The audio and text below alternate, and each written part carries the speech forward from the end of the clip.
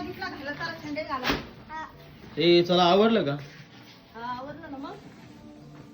चला येतील ना यात्रेला. तनू तुरू यायचं ना?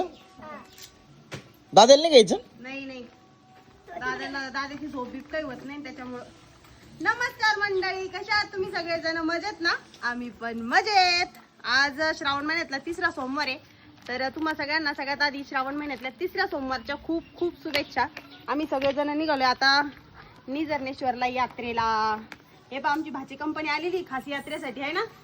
बोलवलंय वळच. आणि मग आम्ही खरं सांगा, जर यात्रेला नेणार असल्या तर आम्ही येतो आणि नाही तर आम्हाला काही यायचं नाही. तेव्हा नाही म्हणते. मग त्याच्यामुळे आता आम्ही निघालो यात्रेला जाण्यासाठी.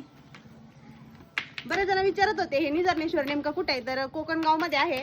लोणी संगमनेर हायवेला कोकणगाव गाव आहे, तर तिथंच निजर्णेश्वर हे देवस्थान आहे महादेवाचं. निघायचं का नाही? अजून धोका सुटला नाही यांना. चला. भरपूर प्रसिद्ध देवस्थान. एक तर ते आले यात्रेला जायला आणि त्यांना डाळिंब तोडायला फोन आला करून. त्याच्यामुळे मग आत्या गेल्या आहेत रिटर्न. पण मग चिल्लर पार्टी थांबलेली, तर आम्ही चाललोय पोरांना घेऊन. दादूला काही घेतलं नाही संग, कारण दादूला न्यायचं म्हणलं तर यात्रा तर काय फिरून होणार नाही.